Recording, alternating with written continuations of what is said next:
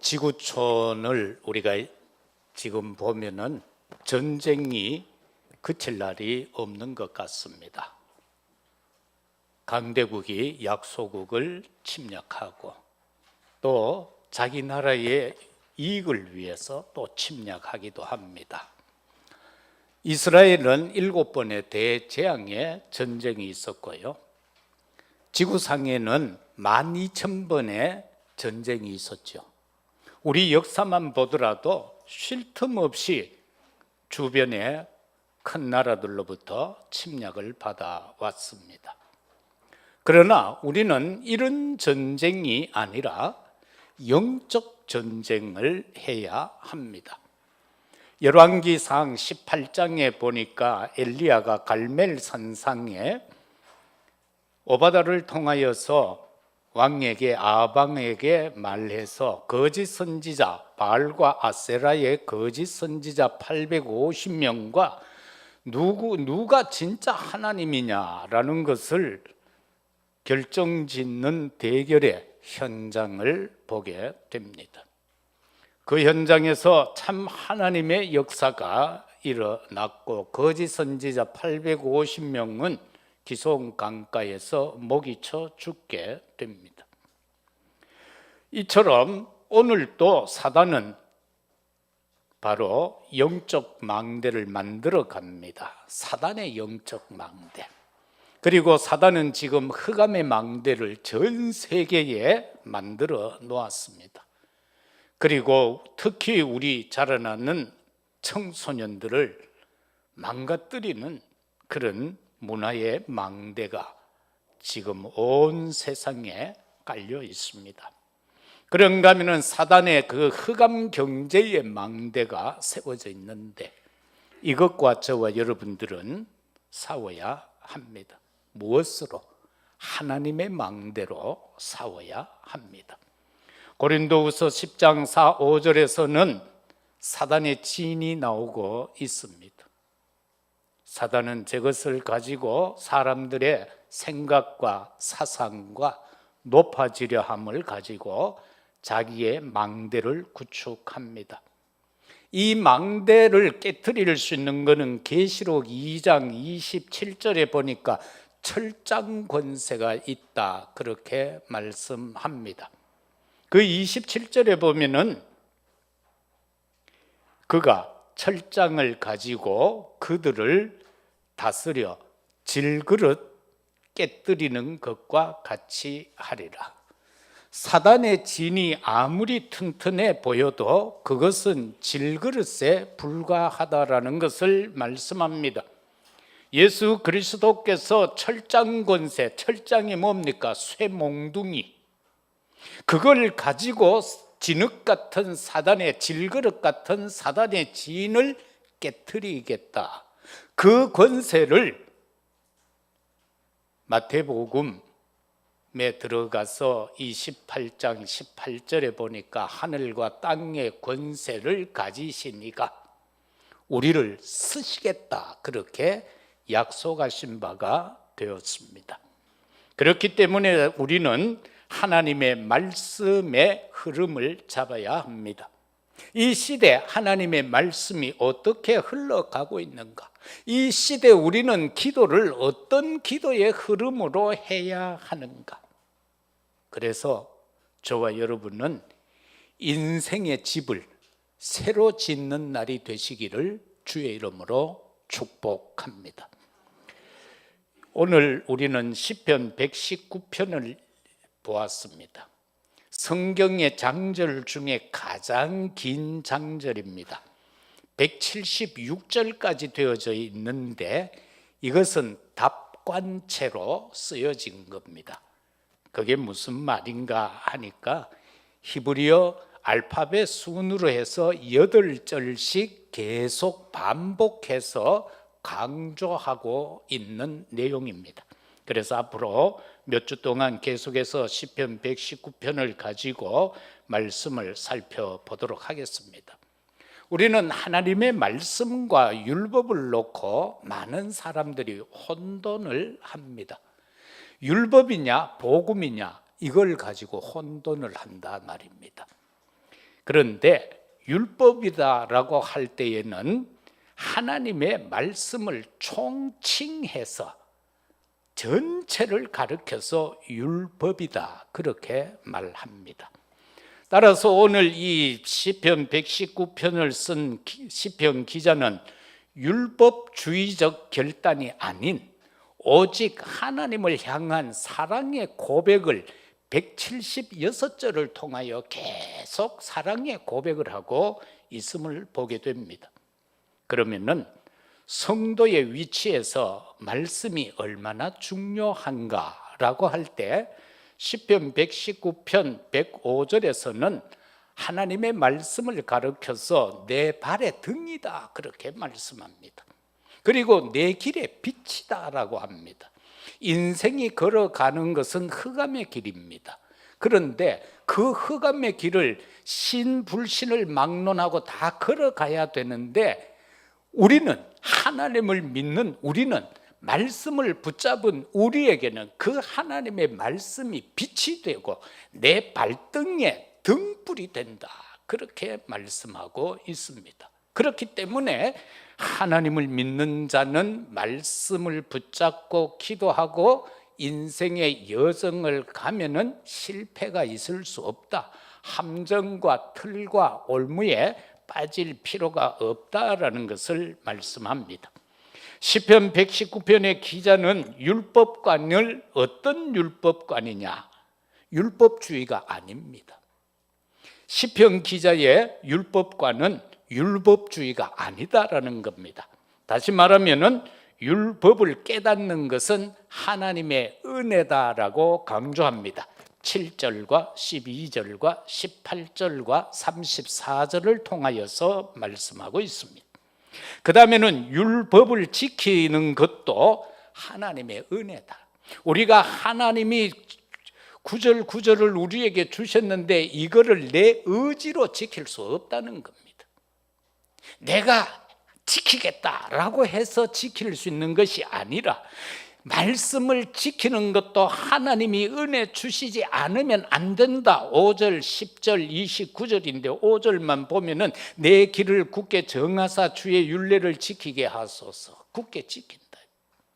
그런가 하면은 율법이 믿는 자를 소생케 한다. 다시 살아나게 한다. 93절에 그렇게 말씀합니다. 그런가 하면은 주의 법도를 즐거워한다. 이 시편 기자는 지금 하나님이 주신 이 율법주의 법도를 즐거워하고 있어요. 그러나 율법주의는 절대로 즐거워할 수 없습니다. 왜?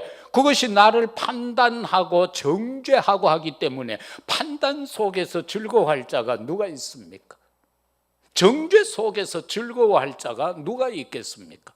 그런데 이 시편 기자는 이것은 내게 주신 복음이라 그래서 즐거워한다. 14절, 24절, 35, 62 그리고 70절, 162절, 174절에서 그렇게 고백하고 있습니다. 그러면은 오늘 이 시간 우리는 하나님의 말씀은 도대체 어떤가?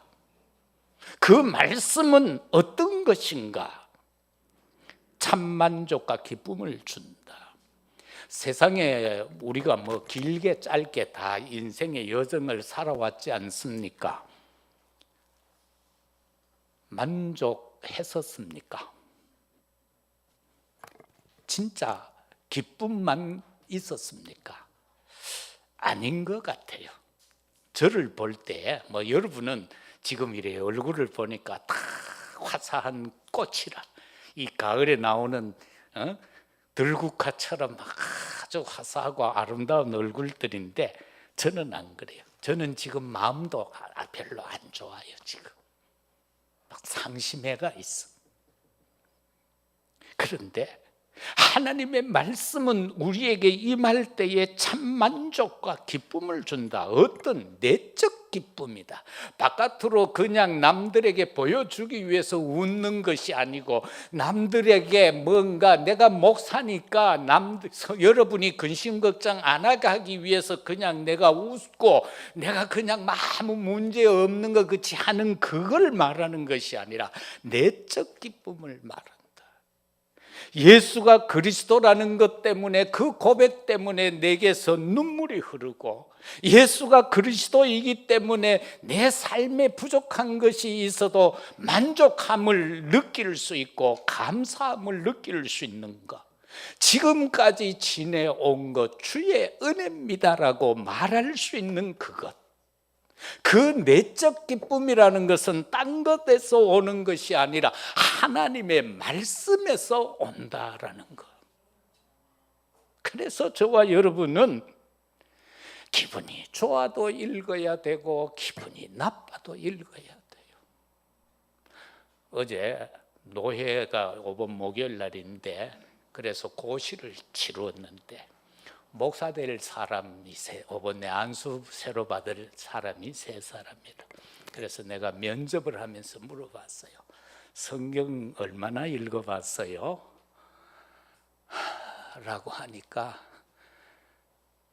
한 사람은 3번 읽었습니다. 한 사람은 4번 읽었습니다. 그런데 가관인 것은 한 사람은 한 번 읽은 것 같습니다. 그러면 한 번 안 읽었다는 말이죠. 그래서 목사 고시에 합격은 총에 3가 왔는데 떨어뜨릴 수는 없고, 제가 속으로 혼자 울었어요. 지금 후대의 목회자들이 이 수준이라면 앞으로 우리가 어떻게 할 건가? 도무지 말씀을 가지고 성도들에게 저들이 답을 줄 수 있을까? 한 번도 안 읽고 지금 목사하려고 하려.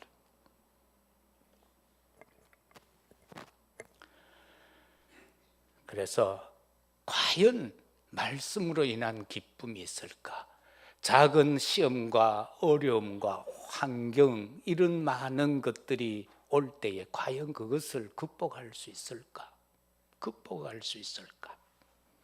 창세기 3장 4절에서 7절에 보면은 사단은 지금 에덴 동산에 없는 것, 부족한 것 없이 완벽한 그곳에 사는 아담 하와를 찾아와 가지고 의심을 던지는데, 과연 이 악한 세상에 살아가는 동안에 사단의 의심케 하는 그 역사에서 과연 이길 수 있을까? 저도 나 자신을 살펴야 되고, 우리 성도 여러분도 스스로 자신을 살펴야 돼요. 과연 내가 이러저러한 많은 문제가 올 때에, 환경이 닥칠 때에 과연 그것을 내가 사단이 의심을 던질 때에 이길 수 있을까? 사단은 어떤 존재라고 해서요, 작은 틈을 비집고 온데 다니는 존재라고 했지 않습니까? 그런데 이게요, 또 얼마나 또 온유한 척하는지 비둘기 같아라고 했어요. 예? 그리고 지혜롭다고 했어요. 구석구석을 찾아다닙니다. 저와 여러분이 삶을 살면서 신앙생활하고 사회생활을 하면서요, 조그마한 틈만 보이면 그거요 대가리 쳐박고는 비집고 들어오려고 그럽니다. 그게 사단이에요. 그게 사단이에요. 그래서 의심케 한다. 그러나 하나님의 말씀은 하나님을 향한 사랑을 일어나게 한다. 저와 여러분이 말씀을 묵상하면 하나님을 사랑하게 돼요. 하나님이 세상을 이처럼 사랑하사 독생자를 주셨으니 이는 저를 믿는 자마다 멸망치 않고 영생을 얻게 하려 하심이라. 하나님이 우리를 사랑해서 친히 인간의 몸을 입으시고 이 땅에 오셔서 나를 대신해서 십자가에서 죽기까지 했다. 그 말씀을 우리가 묵상하게 될 때 어떻겠어요? 그죠? 사랑이 일어나게 한다. 하나님을 향한 사랑이 일어나게 한다. 베드로야, 네가 나를 사랑하느냐라고 할 때 저 사람들보다 네가 나를 더 사랑하느냐? 저 사람들보다 네가 나를 더 사랑하느냐?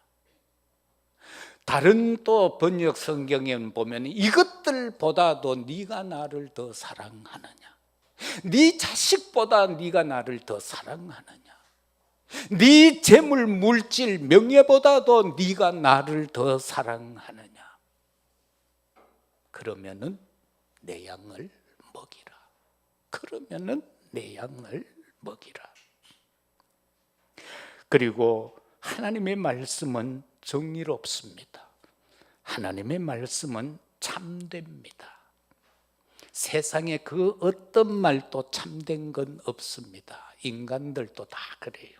세상에 여러분 불신자 만나보면 그렇잖아요. 간슬게 다 빼줄 것 같다가도 결정적인 순간 되면은 여러분을 올가매버리잖아. 원망, 불평, 핑계를 다 여러분한테 대버리잖아. 그게 세상이거든. 그래서 참되다. 그런데 하나님의 말씀은 참되다. 그리고 하나님의 말씀은 영원하고 변함이 없다. 어떻게 해요? 이 땅이 불타 없어지기 이전에는 하나님의 말씀은 1.1획도 변함이 없다라고 말씀했습니다. 그리고 진정한 자유를 누리게 합니다. 우리가 꼭 노예가 되고 포로가 되고 속국민이 되었다고 해서 자유가 없는 것이 아니라 참된 자유는 어디에 있는가? 주 안에 살게 하는 데서 있다. 내가 주 안에 있을 때 참된 자유를 누린다. 그리고 참된 자유는 뭔가? 내가 세상 것에 얽매이지 않는다. 내가 세상에 그 어떤 것에서도 얽매이지 않는다. 이걸 우리의 삶 속에 적용하시기를 바랍니다. 그래야 참 자유를 내가 누릴 수 있습니다. 그리고 법의 존재는 법을 지키는 자유다. 법은 우리를 징벌하기 위해서 있는 것이 아니고 법은 우리를 보호하기 위해 있는 것입니다. 하나님의 율법은 우리를 지켜 보호해서 하나님의 진정한 그 축복을 누리기 위해서 있는 것이지 우리로 하여금 정죄하고 우리로 하여금 심판하기 위해서 있는 게 아니다. 불신자를 심판하는 것이 하나님의 말씀이지 우리를 심판하는 것은 아니다. 그리고 하나님의 말씀은 삶을 인도합니다. 저와 여러분의 삶을 인도합니다. 그래서 하루에 한 구절이라도 읽어야 돼요. 그래서 그 말씀 붙잡고 살아야 돼요. 왜? 그 말씀 따라가야 돼요. 그리고 분명한 삶의 목적을 줍니다.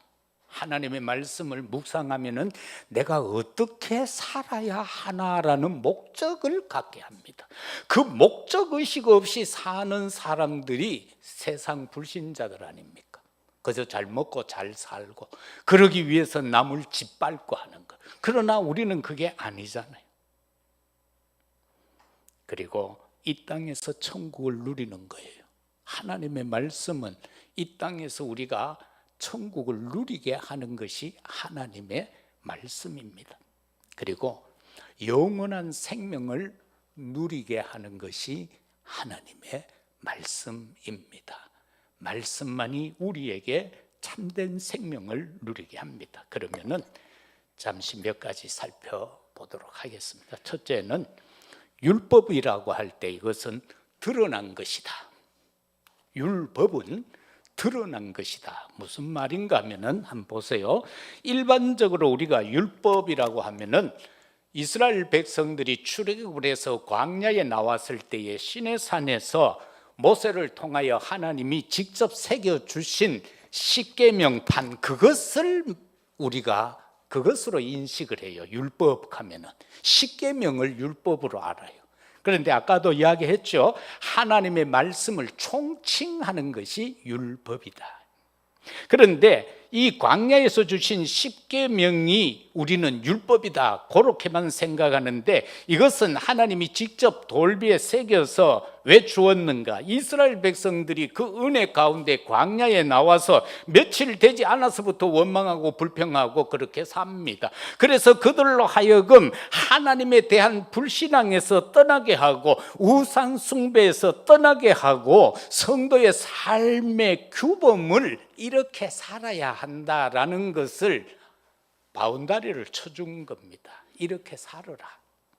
그런데 이렇게 안 살면 지옥 간다, 그거는 아닙니다. 그런가 하면은, 그래서 우리가 그 돌비에 새겨준 10계명을 보면은 1에서 4계명까지는 하나님에 대한 것과 예배에 대해서 나옵니다. 예배는 인간적인 것 아닙니다. 신적인 겁니다. 예배는 하나님 앞에 드리는 겁니다. 그래서 안식일을 거룩히 지켜라, 그렇게 말씀하고 있습니다. 그런가 하면은 6번째부터 10번째까지의 계명은 인간관계와 사회규범에 대하여서 말씀합니다. 그래도 네가 예수 믿는 사람이라면 도둑질은 하지 말아야 될 거 아이가, 다른 여인을 탐해서는 되지 않을 것 아니가, 뭐 이런 것 등, 그리고 네가 인간이라면 너를 낳은 어버이는 잘 공경해야 될 것 아니냐, 이렇게 말씀하는 겁니다. 그러면은 하나님은 복에 복을 더하겠다, 그렇게 약속을 하는 거예요. 많은 것을 요구하는 것이 아니라 너희들이 이것만 그래도 지키려고 힘쓰고 애써라. 그러면은 하늘의 땅에 복을 더하겠다라는 거예요. 그리고 율법에 대한 오해는 뭐냐? 우리가 자칫 율법이라고 하면은요, 자꾸 판단하고 정죄하는 것으로 착각을 해요. 요한복음 8장 1절에 11절에 보면은요, 서기관하고 바리새인들이 현장에서 음행한 여인을 잡아옵니다. 그들의 규례에 따르면은 돌로 쳐 죽여야 합니다. 예수님을 시험하지요.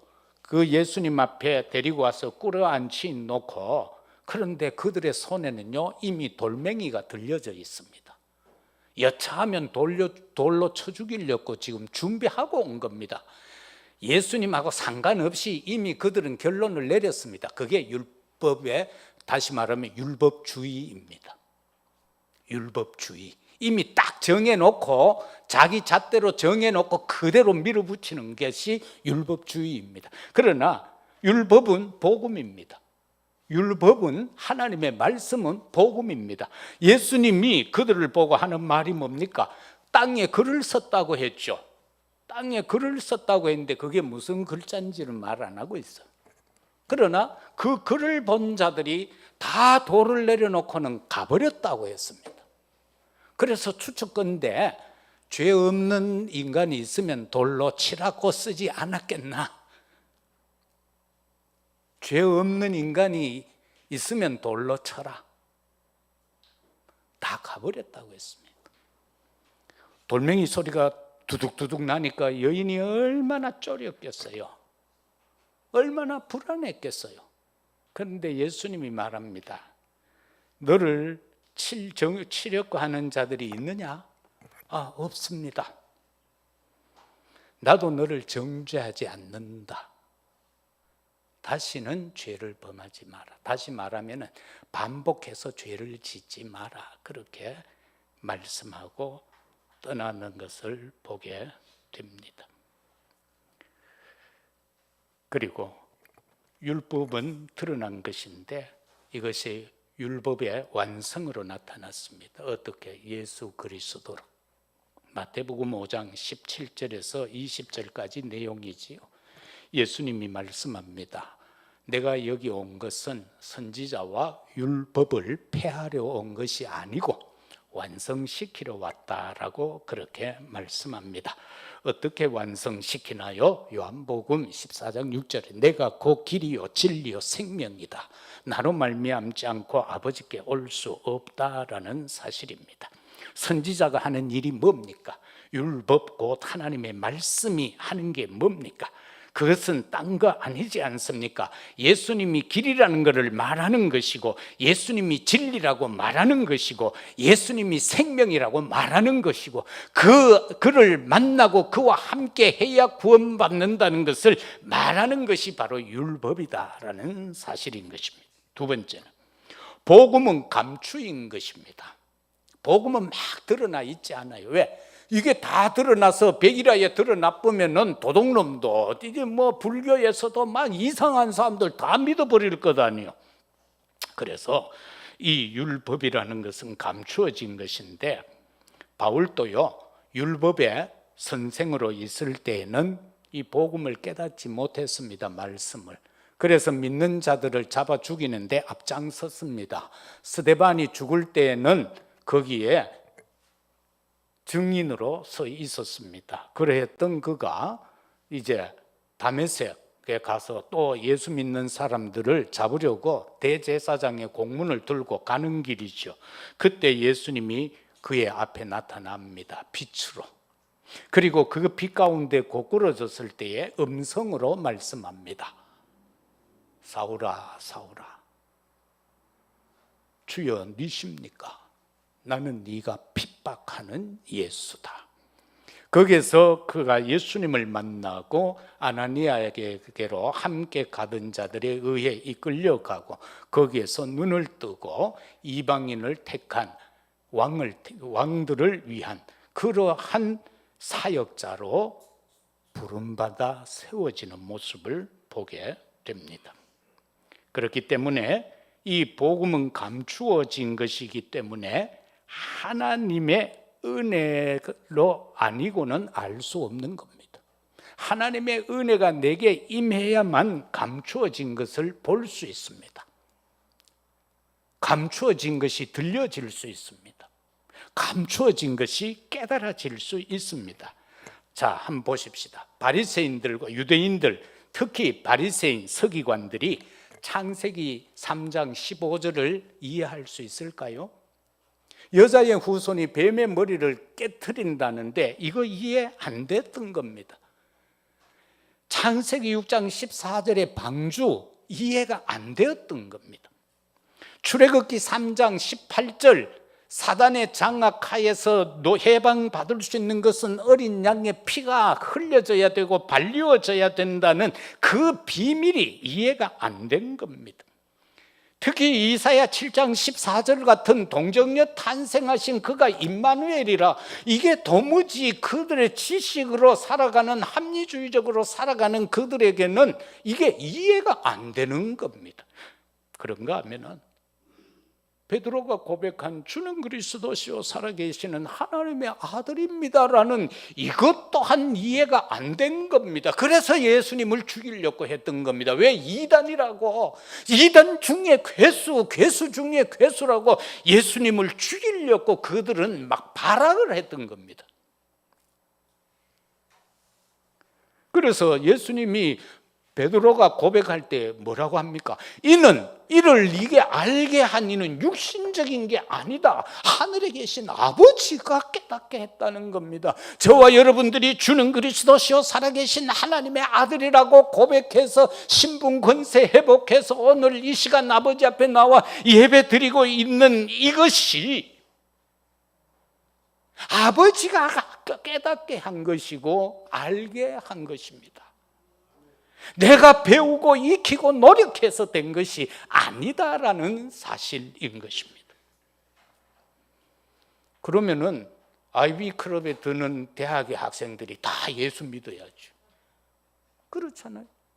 그런데 부족해 보이는 우리가 예수님 가장 사랑하는, 그것도 복음의 대열에 서서 죽으나 사나 이 길 가겠다라고 하는 우리가 된 것 아닙니까?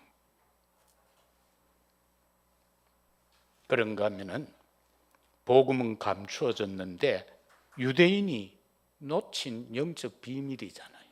유대인 놓쳤어요. 유대인은 지금 1%도 이스라엘 사람들은 예수 안 믿어요. 예수님 가지고 그들이 먹고 살아요. 모든 관광지가 그리스도에 관계되는 것을 가지고는 성지순례 길 해놓고 그거 가지고 관광회가 먹고 산다니까. 그런데도 안 믿어.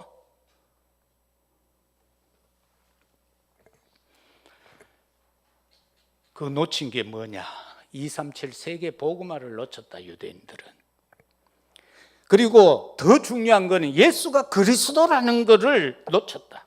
그래서 노예되고 포로되고 속국이 되게 해서 깨닫게 하는데 몇 사람이 그걸 깨달아서 회복하고 또 왔다가는 또 놓치고 또 깨달았다가는 또 놓치고 그래서 대재앙을 7번이나 당하고 마지막에는 2000년 동안 세상에서 유리방황하게 되어졌다라는 것 아닙니까? 그런데도 회복시켜 놨는데 아직도 예수가 그리스도라는 걸 안 믿고 엘리야의 날이라는 걸 지켜요.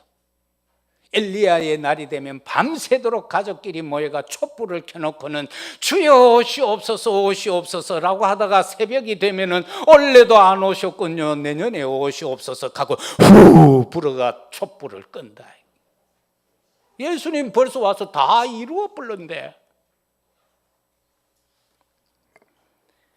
그래서 저와 여러분들은 성삼위 하나님의 능력을 믿어야 되고요, 보좌의 축복을 어찌됐건 믿어야 돼요.